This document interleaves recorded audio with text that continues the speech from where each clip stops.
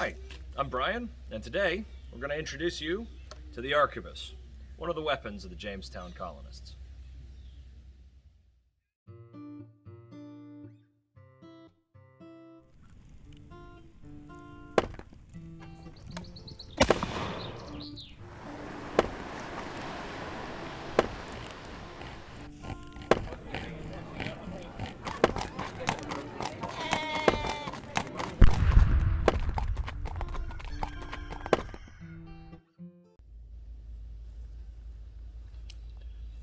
So what we have here is a good example of a European arquebus, and this is what firearms will have evolved to from their early beginnings on the battlefields of Europe around the 1340s. Those earliest gunpowder weapons, referred to by modern historians as handguns, little more than an iron tube lashed to a stick, essentially. And over the next century and a half or so, by the early 1500s, you've got an actual evolved lock, stock, and barrel, the beginning of the true modern firearm.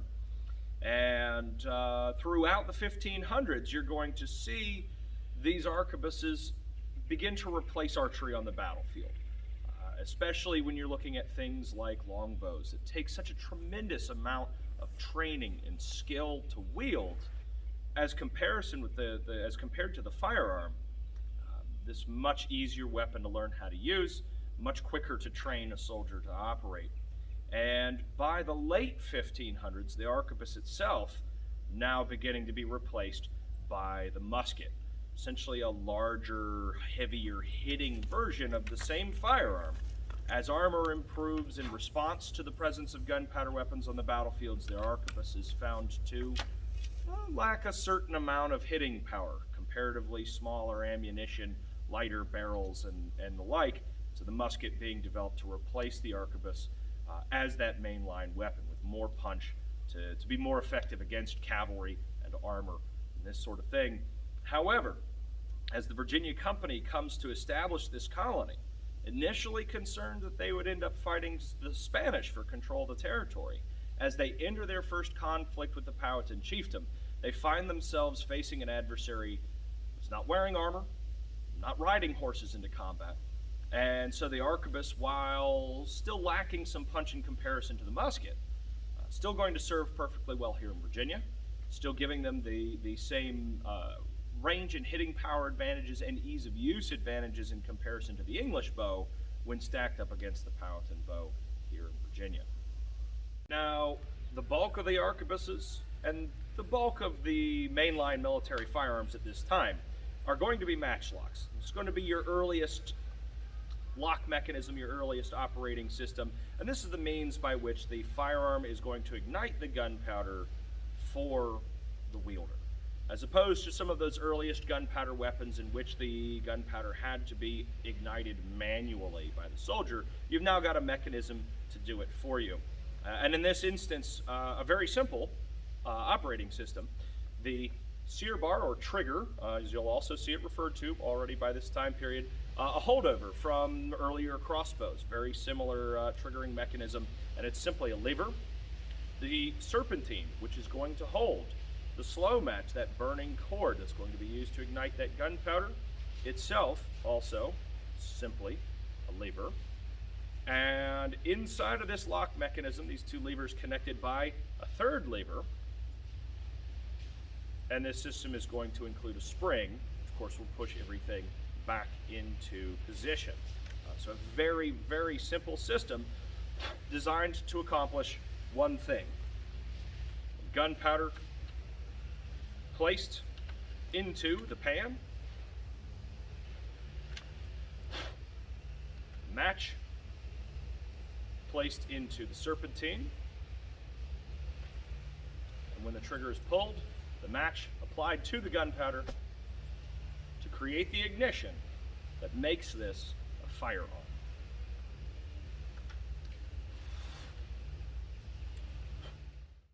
Now, the operation of the arquebus is a process as outlined in illustrated manuals that were published as early as the late 1500s, and it's a pretty simple process, all things considered. Learning it may seem a little complex, but much like tying your shoe, once practiced, is simply a matter of muscle memory. We'll begin by priming the pan at the rear of the weapon. Priming powder most commonly going to be carried in its own container, the priming flask. A little bit of that powder poured into the pan.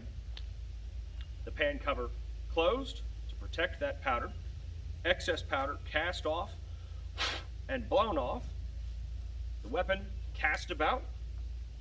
A charger, called so because it will contain one pre-measured charge of gunpowder, just enough to propel one bullet, measured out ahead of time so you don't have to worry about measuring in combat. Opened, and its contents emptied down the barrel.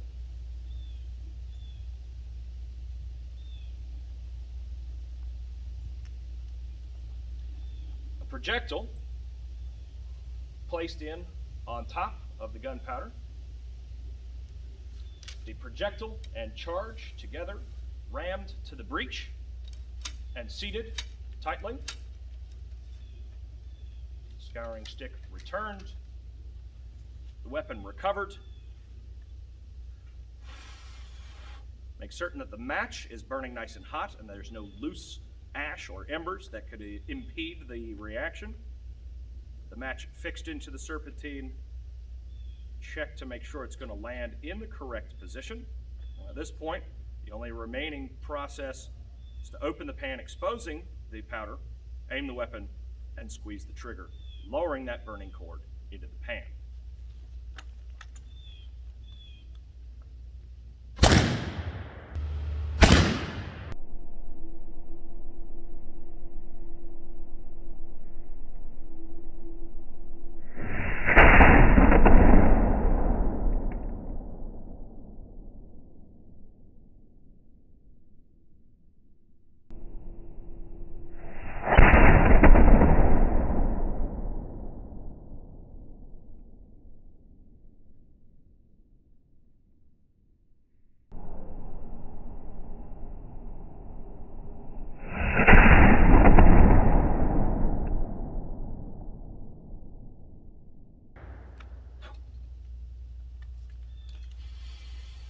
The match recovered from the serpentine and were placed back between the fingers. The process is ready to begin again. Well, that concludes our discussion of the arquebus today. I'd like to thank everybody for tuning in. If you liked this video, please like and subscribe and check out our other social media. And remember, keep your powder dry.